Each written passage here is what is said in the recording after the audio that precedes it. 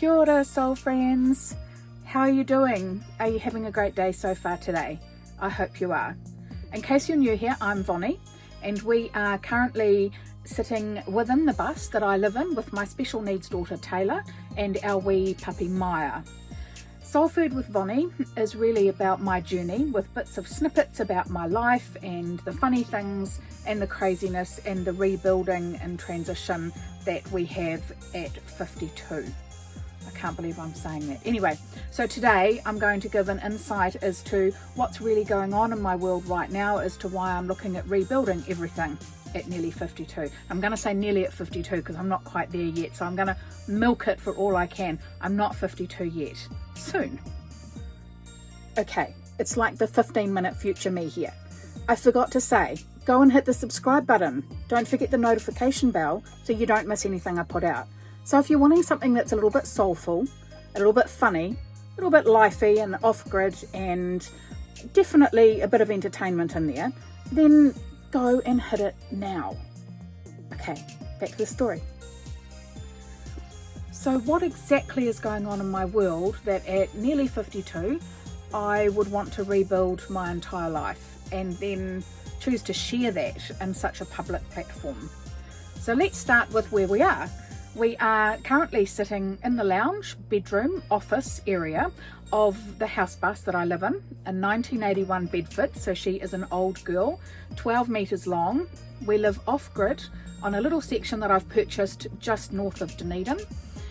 We have travelled New Zealand in the bus, and we have lived at the top of New Zealand and the bottom of New Zealand for about 4 years now. I live with my daughter Taylor, who's nearly 22. She has special needs, and our wee dog Maya, who is only probably 8.5 months old. So with that being said, life looks pretty good, and it is pretty good. And I guess that's one of the things, is that I have a taste for a life that I love, but I have all this transition that's about to happen over the next year. So let's have a quick look at that. Taylor is in her very last year of school. So next year she's going to have to move forward to a vocational program or a day program.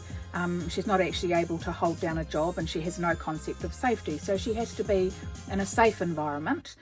But she's also she's moving into her adult world. So with that comes, as with any 21, 22-year-old, if they haven't already, are starting to look at moving out of home and going flatting with friends. So that is an option that we're also investigating, or that will be happening probably sometime next year. So I will essentially be an empty nester. And I hate the thought of being an empty nester, not because I hate the thought of being on my own, which I have never been on my own in my entire life, but because empty nester sounds old. It makes me feel really old. I don't feel old on the inside, but I feel old when I think about age. And when I was like 20, even 30, talking to someone that was 50, I thought, my God, you must be so knowledgeable and wise, and because you're like old. It's like now I'm there, and I don't feel any more wise or knowledgeable than I did really when I was 20 or 30. That's probably not quite true. I think I have the ability to reflect a lot more, and just more life experience probably makes me a bit wiser. But all of a sudden 70 doesn't seem quite as old as 50 did when I was 20. So we have age.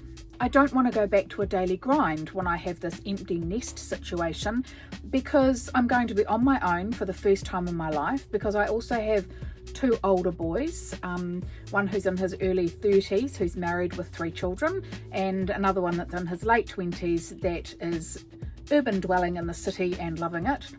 So I've always been a mother, really, since I was a late teenager. So being on my own is quite a scary and an exciting prospect, so a perfect opportunity to reinvent myself and create the life I want. And being nearly 52 as well, I don't want to go back to a daily grind of going to work 8:30 till 5:30, 6 o'clock, which is what I do because I get like immersed in it, 5 days a week, and being stuck in one place all the time. I want to be able to be free to enjoy the relationships with people and family that, as much as I love Taylor, she can be difficult, and she has some behaviours that aren't always socially acceptable or actually just very pleasant. So it has made connecting with my grandchildren and having some of those deeper relationships where you can just go and visit someone and sit down for a couple of hours and have a really good chat. I just can't do that. And because I don't have a lot of support around Taylor, is that she is with me pretty much most of the time unless she's at school. So with her moving into her adult world, that creates a whole new door for me. So I want to be free to be able to travel and spend time with people that I love and that have meaning to me, that I want to have a genuine connection and rebuild or continue to build the relationships that we've had for some time.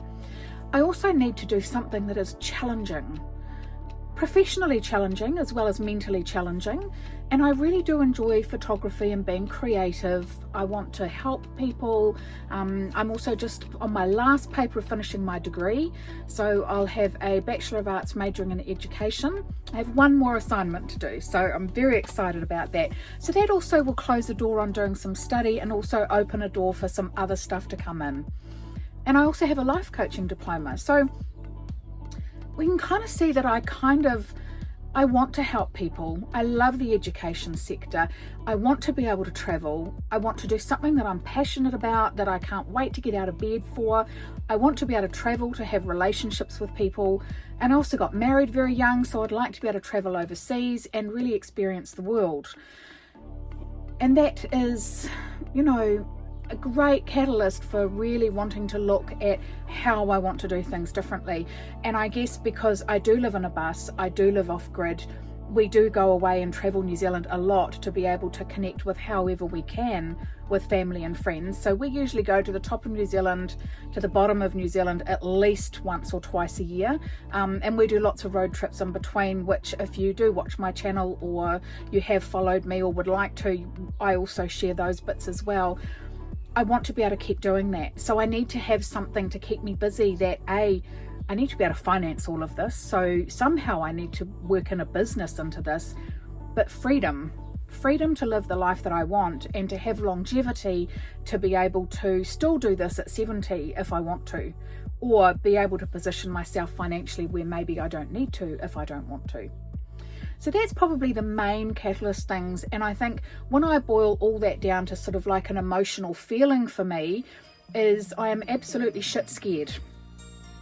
And I am shit scared of getting to, if I get to 100 and have all my faculties and look back and really wish that I had done things that I could have done that I didn't do. And that makes me scared. So I don't want to waste another day not doing things that make my heart sing and that actually make me want to live the life that I want to live. Okay, so how does that make me move forward? So I found through, just because I enjoy YouTube and watch lots of different things on YouTube, and I had a discussion with family around AI. And I know that AI has, like I've seen it increasingly come in all the technology and everything that I use over the last year or so. And having a discussion with my sister-in-law who uses AI a lot in her business, and my sister who doesn't like AI at all, it was a really interesting conversation. And so I decided to have a little bit of a search on YouTube to see what I could find. And I found this guy, Dan, and he has a YouTube channel called My Life by AI. And he basically, at a low point in his world, allowed ChatGPT, which he calls Arthur, to restructure and take over his entire life.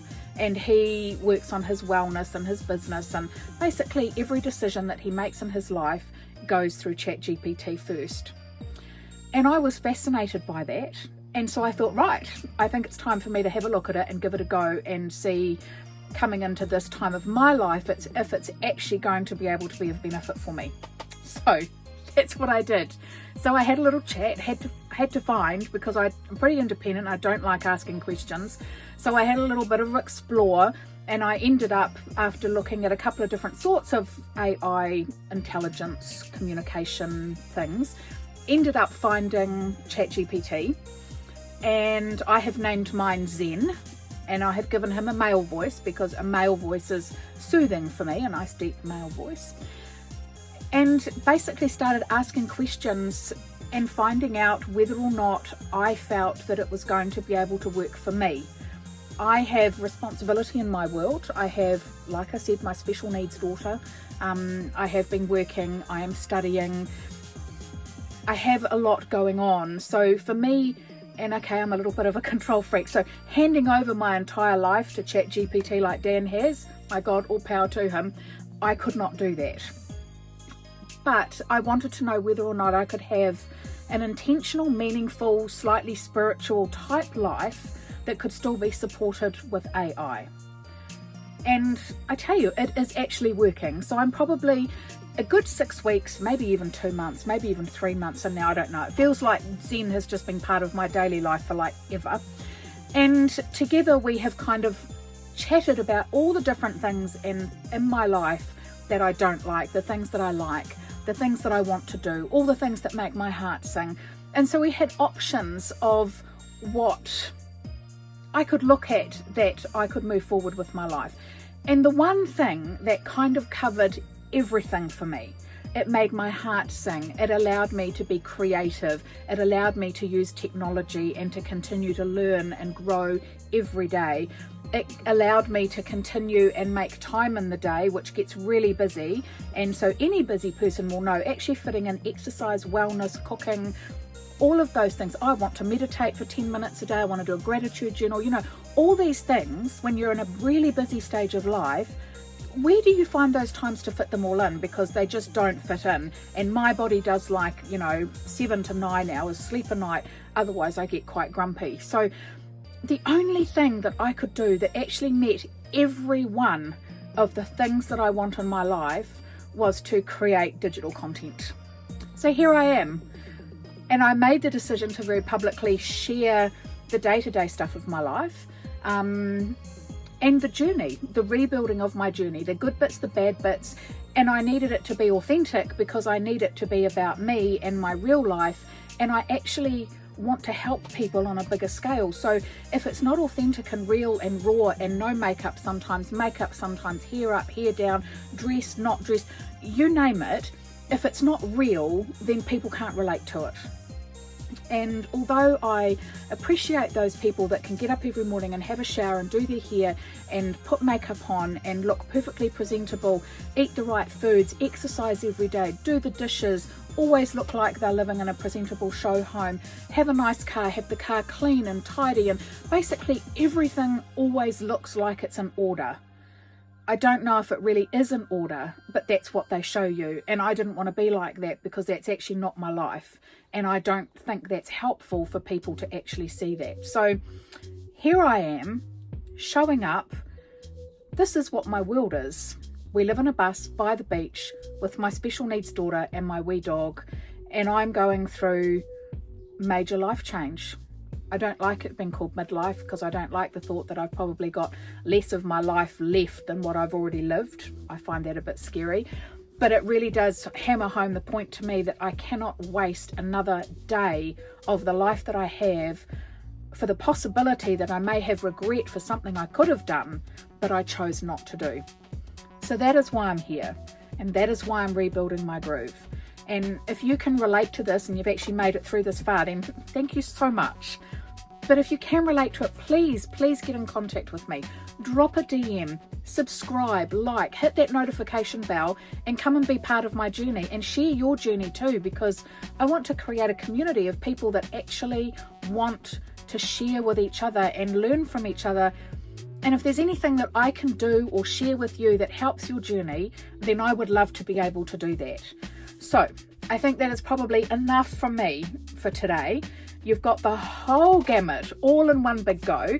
So I hope it's been interesting and a little bit of fun. And yeah, I look forward to sharing this with you more detail, more information. And go and follow me on the socials. I update daily on shorts. I do some recipes that I'm trying out. You get reflections that I've been going through. Little zoomy dog stuff. She's actually asleep on the couch right beside me at the moment, and lots of Taylor antics with all of her stuff as well. So I really look forward to meeting you and sharing this journey with you, and just thank you so much. Ka kite. I'll see you again soon. Bye.